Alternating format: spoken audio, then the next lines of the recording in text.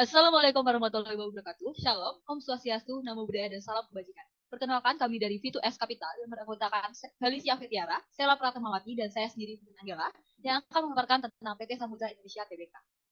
Pertama-tama kita akan membahas tentang bagian highlight.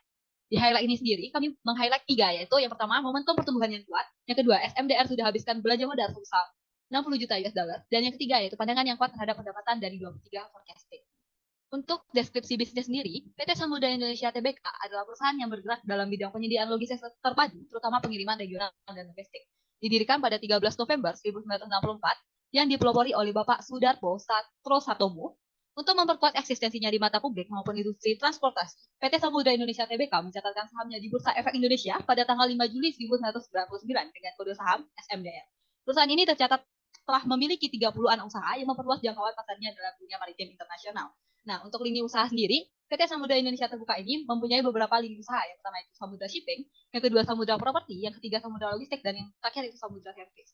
Nah, untuk shareholder sendiri, saham dari PT Samudra Indonesia Terbuka ini dimiliki oleh publik sebesar 27,66%, dimiliki oleh PT Ngrumat Brodo Utomo sebesar 14,36%, dan dimiliki oleh PT Samudra Indonesia Tangguh sebesar 57,98%. Untuk analisis ekonomi global dan makro, sini yang pertama yaitu inflasi Indonesia terpantau masih stabil. Inflasi bulanan April 2023 tercatat sebesar 0,33% month-to-month, yang berarti lebih rendah dari inflasi yang terjadi pada saat inflasi Ramadan dan Idul Fitri pada tahun 2022 yakni 0,95% month-to-month. Sementara secara tahunan, inflasi pada April 2023 tercatat sebesar 4,33% year on year.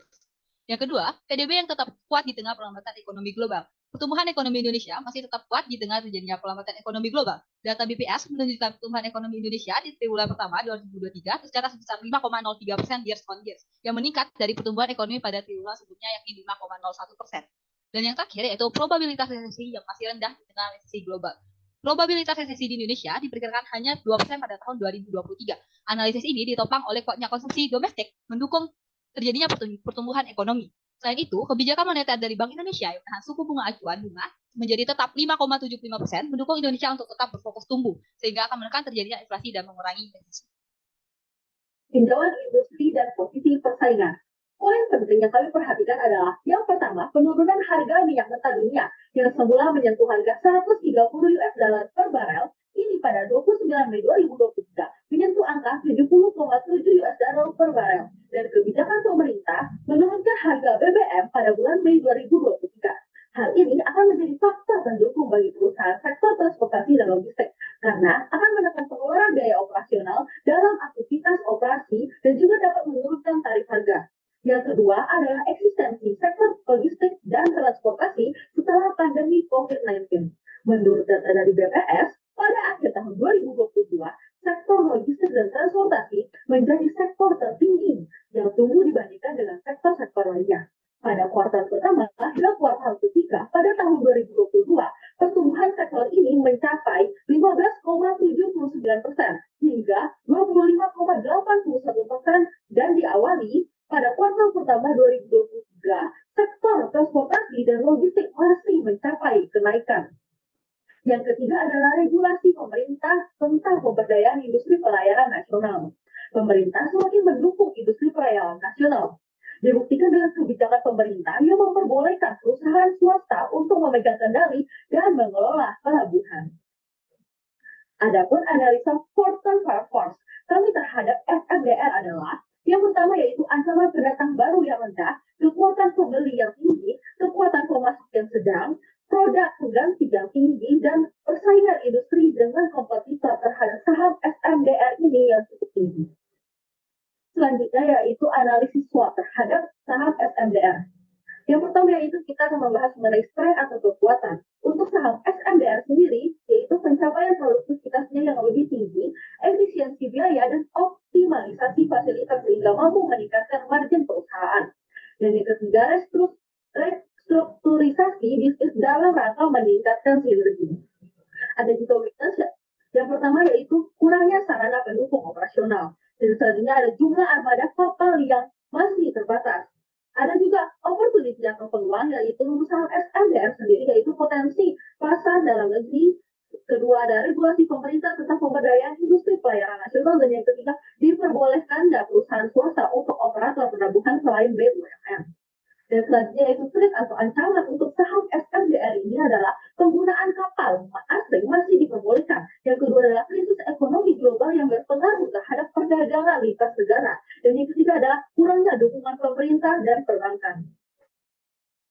Untuk selanjutnya itu adalah analisis keuangan. Terdapat 3 poin terhadap analisa kami mengenai analisa keuangan untuk saham SMDR. Yang pertama ada tren pertumbuhan laba yang kuat.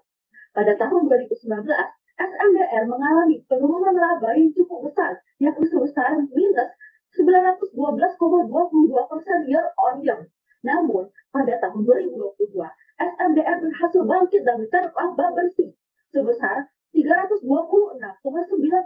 juta US dollar atau tumbuh sebesar 135,12% year on year. Kami yakin bahwa tren pertumbuhan laba bersih ini akan dapat terus dipertahankan dengan efisiensi operasional.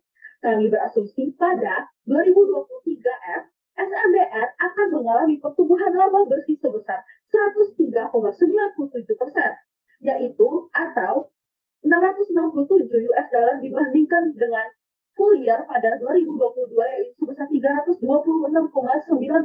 juta US dollar. Ada poin yang kedua yaitu pertumbuhan pendapatan lebih didominasi oleh tarif angkutan. Tahun 2022 ini SMDR membutuhkan pendapatan jasa sebesar 1,15 miliar US dollar, meningkat 71,04% dari tahun sebelumnya sebesar 672,9 juta US dollar.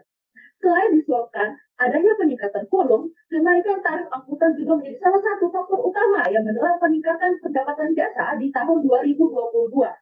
Kami memprediksi bahwa SMDR masih akan mengalami peningkatan pendapatan yang cukup signifikan dengan 25,87% di tahun 2023. Yang ketiga adalah proporsi belanja modal yang tinggi namun stabil. SMDR telah mengalokasikan sebagian belanja modalnya atau capex-nya untuk beli 2 armada kapal yang telah diterima di awal tahun 2023. Belanja modal yang sudah direalisasikan sampai kuartal pertama tahun 2023 adalah sebesar 60 juta US dollar, setara dengan 888 miliar rupiah. Sepanjang tahun 2023, belanja modal yang disiapkan mencapai 2,27 triliun rupiah. Dan 60% untuk penambahan armada kapal dan 40% pengembangan usaha di sektor pelabuhan dan logistik. Kami yakin bahwa alokasi belanja modal tersebut dapat memberikan kontribusi yang signifikan bagi pendapatan perusahaan melihat prospek bisnis SMDR di tahun ini serta sejumlah katalis positif yang akan mendukung agenda bisnisnya. Untuk valuasi, di sini kami menggunakan metode discounted cash flow, yang dimana untuk menentukan discount rate, kami menggunakan metode weighted average cost of capital atau WACC, sehingga didapatkan angka untuk SMDR, yaitu 521,13, dan kami nyatakan bahwa SMDR mengalami undervalue dibandingkan dengan harga pasarnya. Kemudian untuk risiko investasi di sini ada beberapa hal. Yang pertama ada risiko makroekonomi, yaitu terjadinya fluktuasi nilai tukar mata uang asing, yang dimana pembiayaan pengeluaran operasional dan sebagian besar pendapatan yang didapatkan oleh SMDR dominasi oleh mata uang asing yaitu US dollar. Kemudian ada risiko operasional, yaitu faktor risiko cuaca yang tidak menentu. Kemudian ada risiko pasar, ada perlambatan pertumbuhan ekonomi, dan ada harga bahan bakar. Untuk tata kelola perusahaan, yang di sini untuk struktur tata kelola perusahaan, yang dimana SMDR menganut sistem Dewan 2 tingkat, yaitu Dewan Komisaris atau DK dan Direksi. Kemudian untuk RUPS atau Rapat Umum Pemegang Saham diadakan 1 kali RUPS dan 1 kali RUPS luar biasa di tahun 2021. Kemudian untuk manajemen risiko, di sini ada pengelolaan risiko perusahaan dilaksanakan dengan mempertimbangkan perubahan lingkungan baik eksternal maupun internal. Kemudian ada kode etik dan panduan perilaku, kemudian kebijakan anti korupsi, dan sistem pelaporan pelanggaran dan penanganan pengaduan, yang dimana menggunakan whistleblowing system. Di sini untuk rikasan investasi, yang dimana dengan mempertimbangkan laba yang terus mengalami peningkatan, ditambah dengan regulasi pemerintah terkait pemberdayaan industri pelayaran nasional, ditambah juga dengan penurunan harga bahan bakar, maka kami dari V2S Capital menyatakan bahwa prospek jangka panjang yang sangat baik dari PT Samudra Indonesia Tbk atau SMDR. Jadi kami di sini merekomendasikan buy dengan target profit senilai 520 yang mengalami potensi kenaikan 48% dibandingkan dengan harga per 29 Mei 2023 yaitu senilai 352. Rekomendasi ini didasari oleh prospek SMDR yang sangat bagus yang sudah saya sebutkan di awal ditambah dengan valuasi menggunakan metode discounted cash flow. Kami ucapkan terima kasih dari V2S Capital. Felicia Fetiara, Sela Pratamawati, dan Vivin Angela.